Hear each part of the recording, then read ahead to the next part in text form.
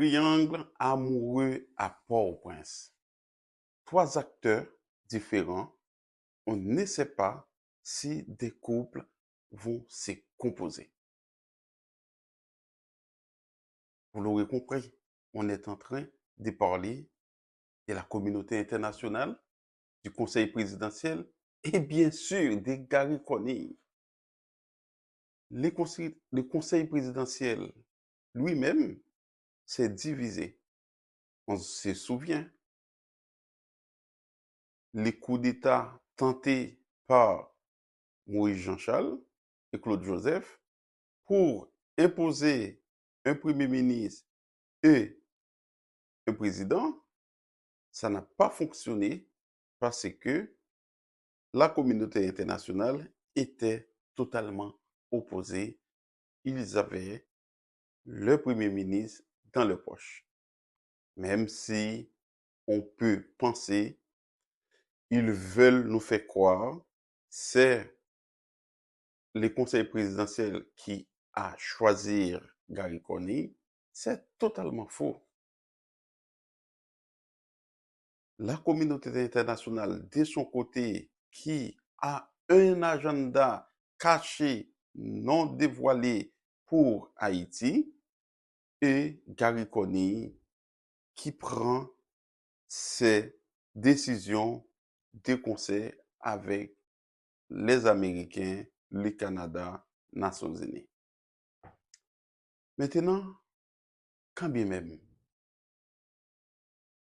il essaye, Gary Coney, de draguer les membres du conseil présidentiel en les offrant quelques petites postes ministériels, en les parlant doucement, gentiment, etc., en essayant de ne pas montrer totalement son autorité avec brutalisation. Mais l'agenda est bien là. Maintenant, c'est quoi l'enjeu? On comprend très bien l'enjeu, c'est que Gary Coney, bien qu'il a l'appui de la communauté internationale, particulièrement des Américains, il ne veut pas se fâcher avec Moïse Jean-Charles, avec Claude Joseph, les spécialistes du carreau, les spécialistes du terrain, ceux qui peuvent craser, briser dans la rue. C'est pour cela, justement, il essaye de les chuchoter, de les caresser. Mais, dans sa petite tête, il a un cerveau, Gary Coney. Il sait ce qu'il veut faire. Il sait ce qu'il va faire. Il essaye de les mettre au pas, doucement, mais sûrement. Pour les conseils présidentiels, ils essayent aussi de conserver, même s'ils ne sont pas contents, de conserver l'amitié de la communauté internationale parce que ce qui est en train de jouer sous nos yeux même, je dirais, c'est la disparition totale de cette classe politique. On se souvient, il y a une partie qui sont sous les sanctions du Canada, des Nations Unies, des États-Unis pour la plupart. Il y a une autre partie qui était avec Ariel Henry, ils sont démonétisés. Il y a une autre partie aujourd'hui qui sont au gouvernement, Aristide, famille Lavalas, Moïse Jean-Charles, Claude Joseph, OPL, Ibn Ribi, etc., etc. Maintenant, on oublie personne au bord de la route. C'est qui l'opposition? On aurait pu espérer Guy Philippe aurait pu faire quelque chose. Malheureusement, non. Il suffit qu'il bouge, sauf s'il a l'accord de la communauté internationale pour y agir, eh bien, il sera rapidement rappelé à l'ordre. Il n'est pas sain. Maintenant, on aurait compris qu'Harry Connick a besoin, quand bien même, l'appui du Conseil présidentiel sur les terrains pour éviter des troubles à l'ordre public. On a compris la communauté internationale pour répondre à la demande de la population en partie, pas tout le monde, qui avait dit oui, mais on ne peut pas donner les pays à un seul Premier ministre. Il a fait un conseil présidentiel. Pour autant, ces conseillers-là n'ont pas vraiment de pouvoir. On a compris tout ça. Chacun a son intérêt. Chacun essaye de ne pas voiler la face.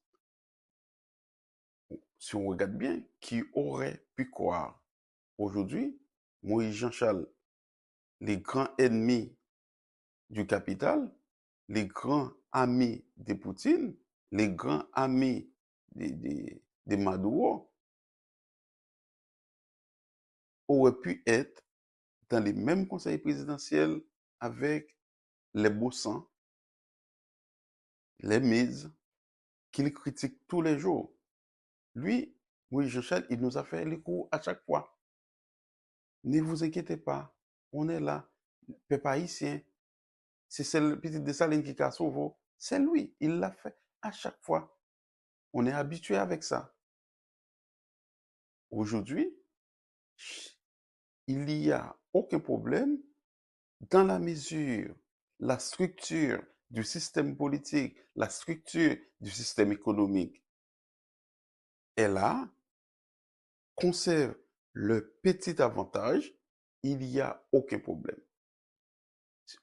On peut imaginer des commissariats brûlés sur le conseil présidentiel, des policiers tués. Ça aurait pu faire s'évanouir les paysages médiatiques haïtiens. Bah, visiblement non. Ils ont compris, les Américains sont là, derrière Harry Connick, ils ne peuvent rien faire. Bref, du moment chacun trouve son compte, ça ne dérange personne. Ce qui compte, c'est les intérêts. Tout ça n'a pas d'intérêt, même si les intérêts des Haïtiens ne sont pas représentés, même si les Haïtiens sont toujours dans la misère, le pays ne va pas bénéficier quoi que ce soit, ça dérange personne. Ça dérange personne. Tout ça n'a aucun intérêt du moment que les Américains sont là, du moment qu'ils trouvent des postes ministériels, du moment que la bourgeoisie, comme ils avaient fait sur le temps de Gérard Latortue en 2004, ils trouvent les avantages pour continuer à effondrer la petite masse populaire. Tout ça n'a aucun intérêt. Merci. Si vous avez apprécié notre vidéo, n'hésitez pas à partager, à commenter le maximum que possible. Notre vidéo a été supportée par Decago Multiservice qui chitakol dans 1030 Emen, Springfield, Ohio, 4553.